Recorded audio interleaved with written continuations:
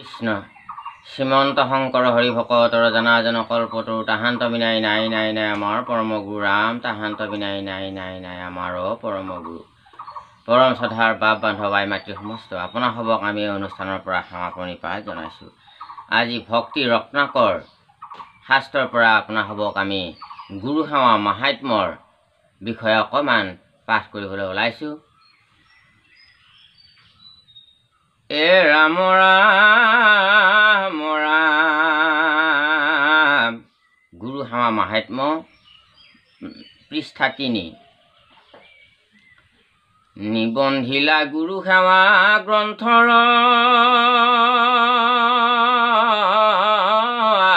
আদ্যত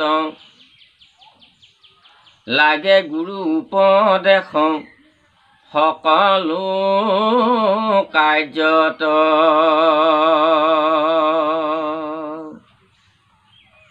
এই ভক্তি ৰত্নাকৰ শাস্ত্ৰখন মহাপুৰুষ শ্ৰীমন্ত শংকৰদেৱ গুৰুজনাই ৰচনা কৰাৰ আৰম্ভণিতে তেখেতে গুৰু সেৱা মাহাত্ম্যটো লিখিছে। কাৰণ প্ৰতিটো কৰ্মতে আৰু প্ৰতিটো কাৰ্যতে গুৰুৰ উপদেশ অবিহনে আমাৰ কাৰ্যবিলাক কৰ্ম নহয় বিকৰ্ম হৈ যায়। সেইবাবে যাতে আমাৰ কৰ্মটো শুদ্ধ পথত হয়, যাতে আমি কৰ্ম কৰি কৰ্ম বন্ধনত নপৰোঁ, যাতে আমাৰ কৰ্মটো নিষ্কাম কৰ্মত পৰিণত হ'ব পাৰে, সেই ধাৰণা আগত ৰাখি যে গুৰু উপদেশ কিমান প্ৰয়োজন। এই সামান্য বিদ্যাক গুৰু উপদেশে পাই হৰি ৰভ কতি গুৰু সেৱা বিনে নাই।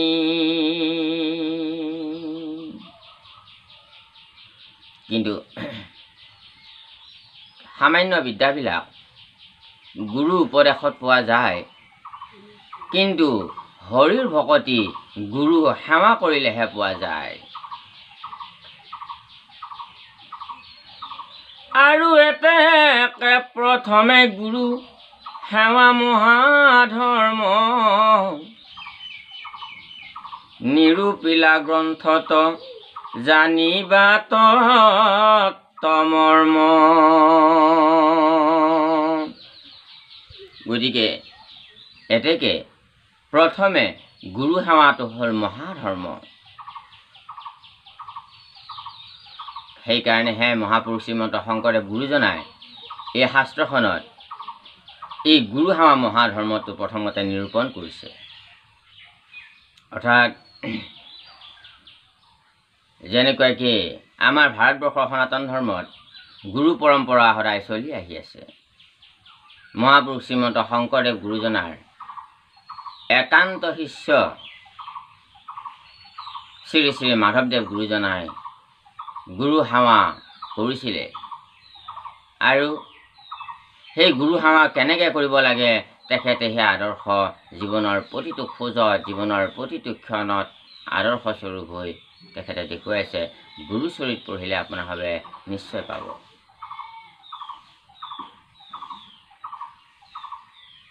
এ ৰাম ৰাম ৰাম শুনা আবে গুৰু সেৱা ধৰ্ম যেন মত 10ম স্কন্ধৰ আছে 80 অধ্যায়ত। ভাগৱতৰ 10ম স্কন্ধৰ 80 অধ্যায়ত গুৰু সেৱাৰ বিষয়ে, গুৰু সেৱা কেনেকৈ কৰিব লাগে বিস্তাৰভাৱে লিখা আছে। আগত আমাৰ গুৰু পৰম্পৰা এই ভাৰতবৰ্ষত আমাৰ সনাতন ধৰ্মত আছে। আগতে আজিৰ দৰে স্কুল নাছিলে, কলেজ নাছিলে, তেতিয়া আছিল টোলত ছাত্ৰ ছাত্ৰীসকল থাকে আৰু তাতে থাকি পঢ়ে আৰু গুৰুক বাকী সময়ত গুৰু সেৱা কৰে। যিজন গুৰুৱে শিক্ষা দান দিয়ে সেই গুৰুজনক হয়তো ভিক্ষা মাগি আনি খুৱাব লগা হৈছিলে, হয়তো খৰি লুৰি আনি খুৱাব লগা হৈছিলে। এইটো এটা শুদ্ধ পৰম্পৰা আছিলে। আৰু সেই ছাত্ৰ ছাত্ৰীসকলৰ সুন্দৰ অনুভৱ আছিল, কাৰণ তেওঁলোকে গুৰু সেৱাৰ জৰিয়তে তেখেতসকলে শিক্ষা লাভ কৰিছিল। কিন্তু আজিৰ শিক্ষা গুৰু সেৱাৰ জৰিয়তে নহয়, আজিৰ শিক্ষা গুৰু উপদেশৰ জৰিয়তে হয়। ফলত আমাৰ যিটো প্ৰেক্টিকেল নলেজ এইটো কমি থাকে, যাৰ কাৰণে আমি ইজনে সিজনক গুৰু পৰম্পৰাৰ জৰিয়তে যি শ্ৰদ্ধা ভক্তি আছিলে গুৰুৰ প্ৰতি, যি নীতি ন্যায় আছিলে, লাহে লাহে লাহে লাহে সেইবিলাক গুৰু পৰম্পৰা অবিহনে, গুৰু সেৱা অবিহনে,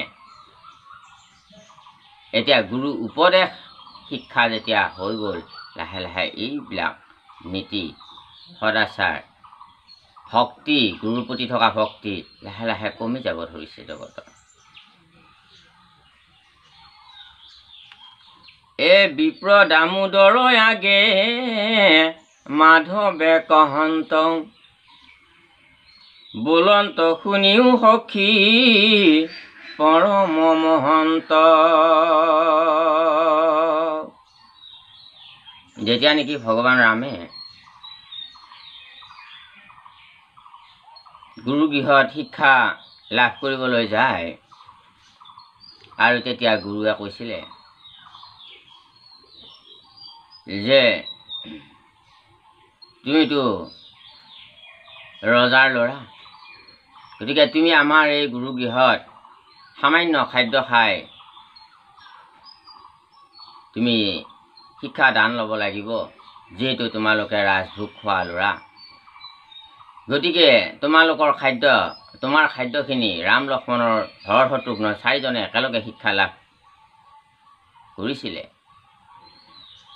আৰু তেতিয়া তোমালোকৰ খাদ্যখিনি ৰজাৰ গৃহৰ পৰাই সদায় আহিব। কিন্তু তেতিয়া ভগৱান ৰামে কৈছিলে যে হে গুৰুজন, এইটো মোৰ কাৰণে উচিত নহ'ব, কাৰণ গুৰু গৃহত বাকী ল'ৰা ছোৱালীয়ে যেনেকৈ খাদ্য খাই শিক্ষা দান লৈছে, ময়ো তেনেকেই শিক্ষা গ্ৰহণ কৰিম। তেতিয়া গুৰুজনে প্ৰসন্ন হৈ ৰামক আশীৰ্বাদ দিছিলে, তুমি সঁচাকেই মহান ছাত্ৰ মোৰ, তোমাক মই পৰীক্ষাহে কৰিছিলোঁ। গতিকে সেই গুৰু পৰম্পৰাত বহুত নৈতিকতা বস্তু সোমাই আছিলে, কিন্তু আজি সেই বস্তুটো লাহে লাহে কমি যোৱাত গুৰু উপদেশী যেতিয়া কেৱল গুৰু উপদেশী শিক্ষা যেতিয়া হ'ল, গুৰু সেৱাৰ শিক্ষা যেতিয়া নহয়, গুৰু উপদেশী শিক্ষা হ'ল, তেতিয়াই শিক্ষাত কিছু নীতি সদাচাৰ, এইবিলাক ধৰ্ম কৰ্তব্য, এই জ্ঞানবিলাক লাহে লাহে কাৰ্যকৰীত কিছু লোপ পাবলৈ ধৰা যেন অনুভৱ হয়। ৰাম ৰাম ৰাম ভক্তি জ্ঞান দাতা গুৰু পূজ্যয়াতিশয়,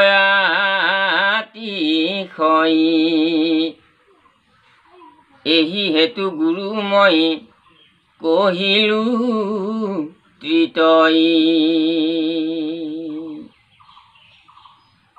সংহাৰত জাত হন্তে জনমল ভয়, আদ্য গুৰু পিতৃহিতু পূজনী উত্তম। আনুসব যত যত পূজনীয়া ছয়, সবাতো অধিক পিতৃ পূজনী হয়।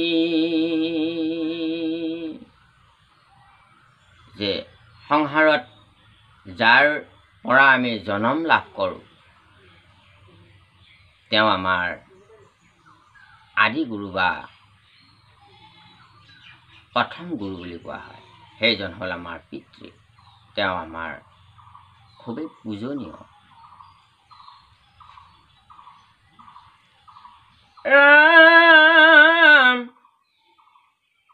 কহিলো পৰম গুৰু শুনিলাই হাক, শুনিও দ্বিতীয় গুৰু বোলয় যাহাক। গুণৱন্ত সন্তয়াতি শুদ্ধ দ্বিজুতম, সৎ কৰ্মশালী মহা বেদজ্ঞ পৰম যজ্ঞ সূত্ৰ লৈয়া তান্তে বেদ ভাষই ইহাক দ্বিতীয় গুৰু বোলয় নিশ্চয়।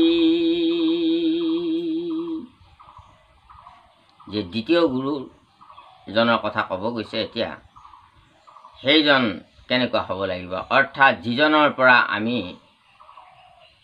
শিক্ষা লাভ কৰোঁ, স্কুলীয়া শিক্ষা বা টোলৰ শিক্ষা বা কলেজীয়া শিক্ষা বা ইউনিভাৰ্চিটিৰ শিক্ষা আমি যিজনৰ পৰা লাভ কৰোঁ সেইজনক দ্বিতীয় গুৰু বুলি কোৱা হৈছে।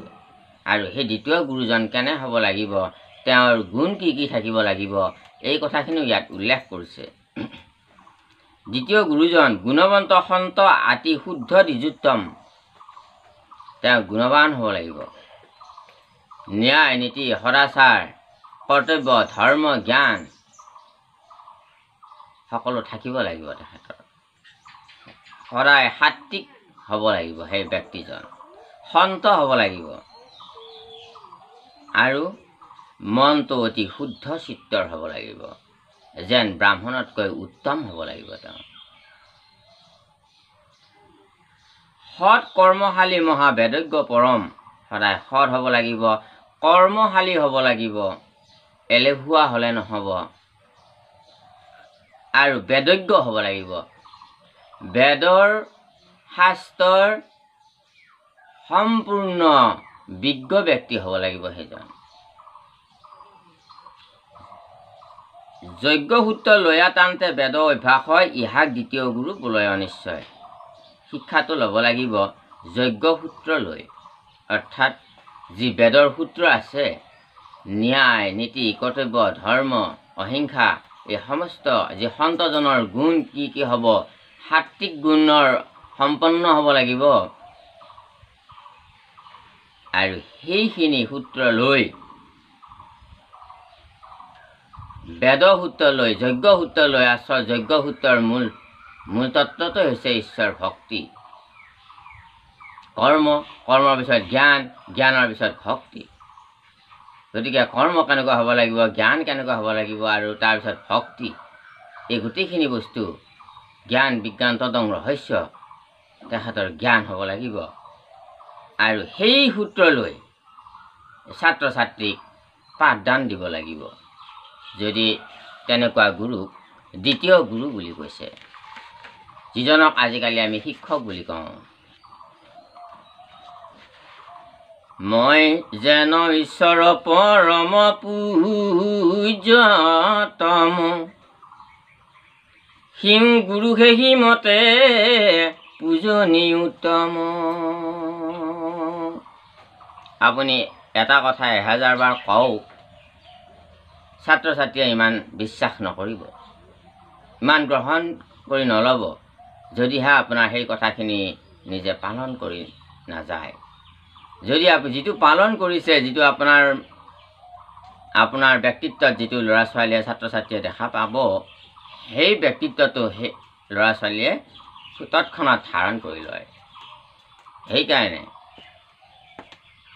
শিক্ষকজন সদায় গুণী জ্ঞানী সন্ত বেদজ্ঞ হোৱাটো, খুব ভাল আচৰণ আৰু সাত্বিক স্বভাৱৰ হোৱাটো খুবেই প্ৰয়োজন। শংকৰদেৱ গুৰুজনাৰ সেৱা ভক্তি কৰি থাকোঁতে তেখেতৰ পৰা দীক্ষা মন্ত্ৰ লাভ কৰাৰ পিছত মাধৱদেৱ গুৰুজনাৰ শৰীৰলৈকেও সেই মহাপুৰুষৰ শক্তিবিলাক আহি আহি আহি আহি মাধৱদেৱ গুৰুজন এদিন সেই মাধৱ গুচি মহাপুৰুষত ৰূপান্তৰিত হ'ল। ঠিক তেনেকুৱাকৈ ছাত্ৰসকল শিক্ষকসকলো খুব চৰিত্ৰৱান হোৱাটো প্ৰয়োজন। কাৰণ সেই শিক্ষকসকলৰ স্বভাৱ চৰিত্ৰ আচৰণ মাত কথা ব্যৱহাৰ চিন্তা সমস্তবিলাকেই সেই ছাত্ৰজনৰ শৰীৰলৈকে ট্ৰেন্সফাৰ হয়।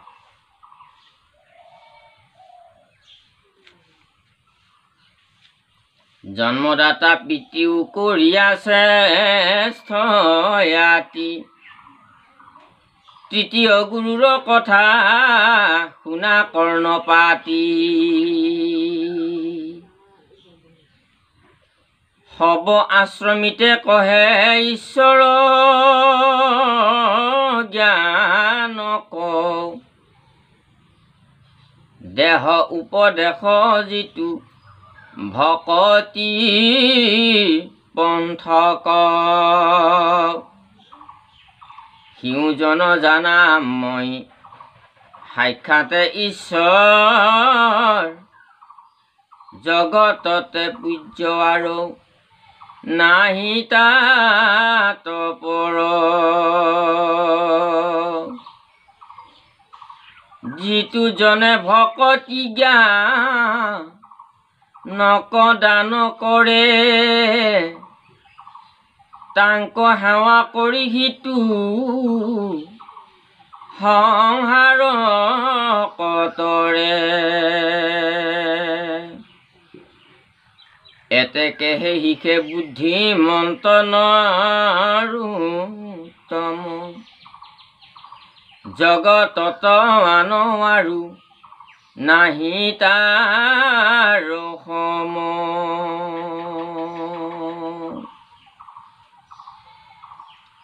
হে বাবা নবাই মাতৃ সমস্ত এই দ্বিতীয় গুৰুজন প্ৰথম গুৰুতকৈও আৰু শ্ৰেষ্ঠ হয় বুলি কৈছে কাৰণ যিয়ে শিক্ষা দান দি এজন সুনাগৰিক কৰি গঢ়ি তোলে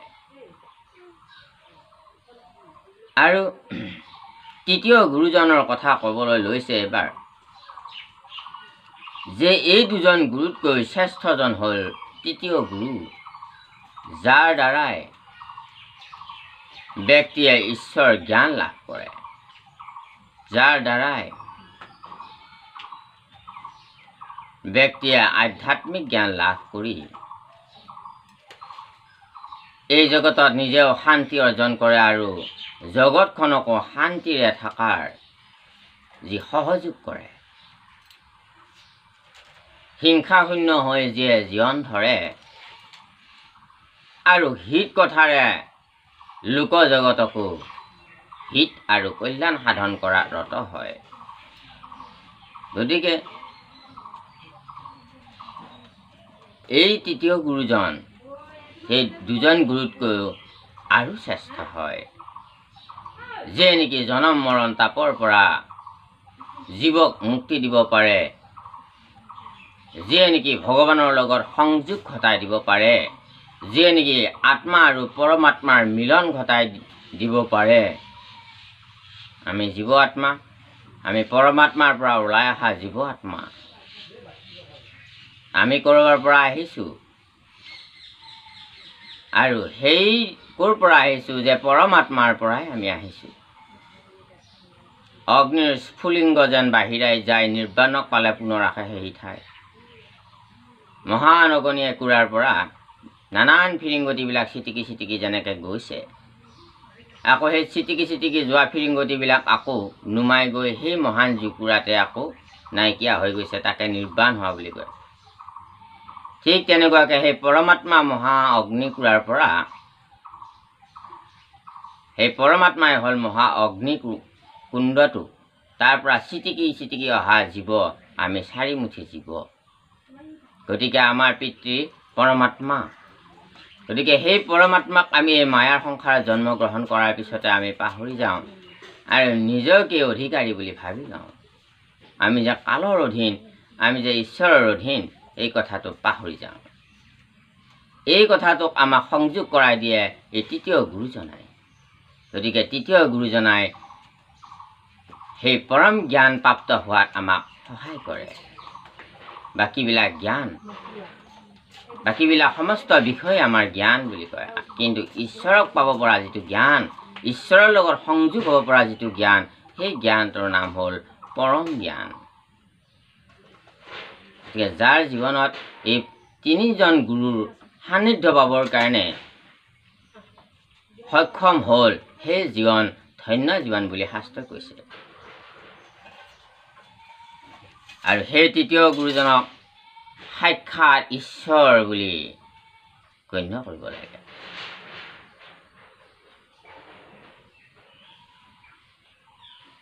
এ ৰাম ৰাম ৰাম এতেকে সেইহে বুদ্ধি মন্ত্ৰণৰ উত্তম জগতত আন আৰু নাহি তাৰ সম।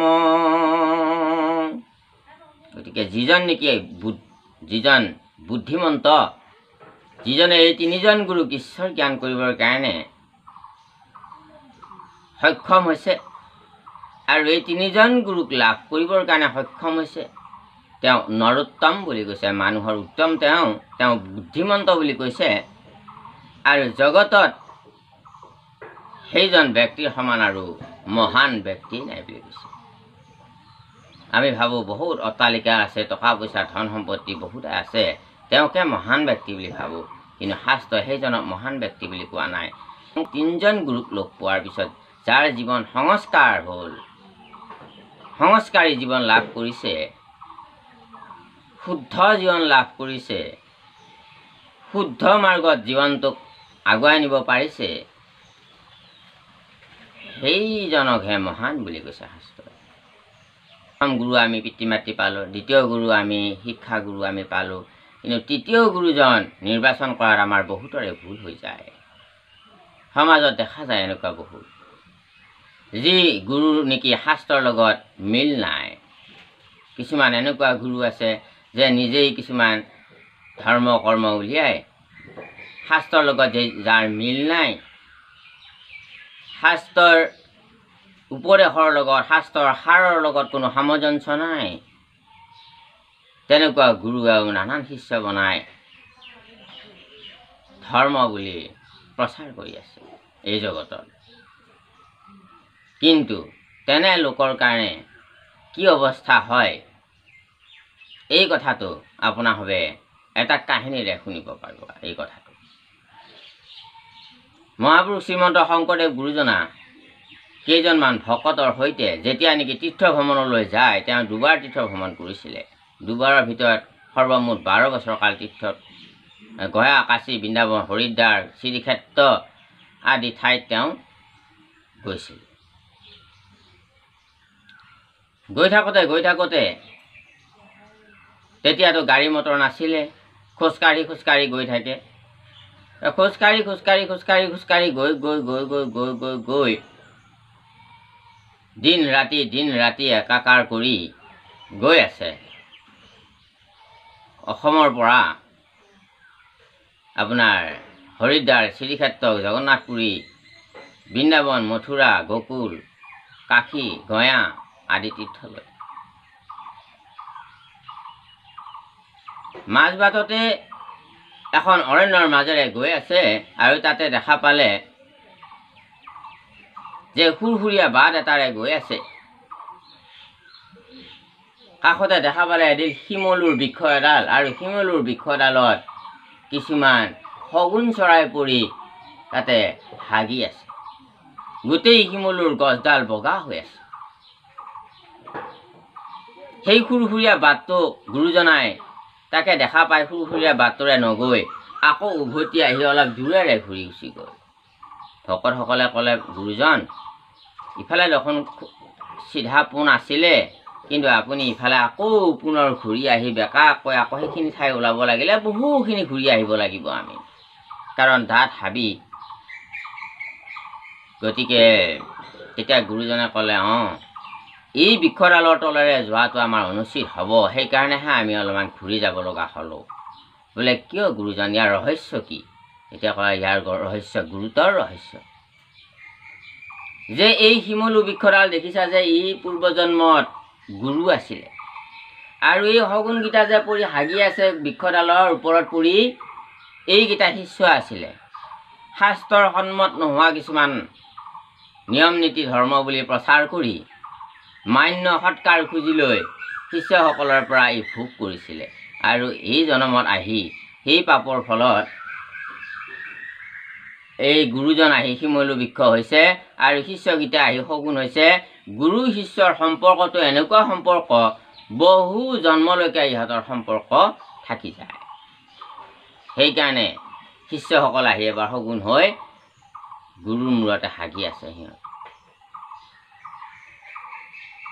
তেতিয়া ভকতসকলে কথাটো শুনি বৰ আচৰিত পালে।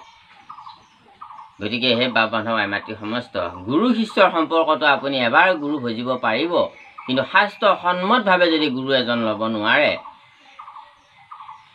শাস্ত্ৰ চৰ্চা কৰি শাস্ত্ৰ অধ্যয়ন কৰি আপোনাৰ ভাৱে যদি এজন গুৰু ঠিক কৰি ল'ব নোৱাৰে, যিজন গুৰুৰ ওচৰত শৰণ ল'বৰ কাৰণে শাস্ত্ৰই কৈছে, সেই গুৰুজনৰ ওচৰত যদি আপোনালোকে শৰণ নহয়, এনে যিকোনো গুৰু এজনৰ গুৰু বুলি বা কিবা জাতিৰ উচ্চ নিচ বুলি আপোনালোকে যদি গুৰু ভজনা কৰিব যায়, ঠিক তেনেকুৱাই নহ'বনে বাৰু?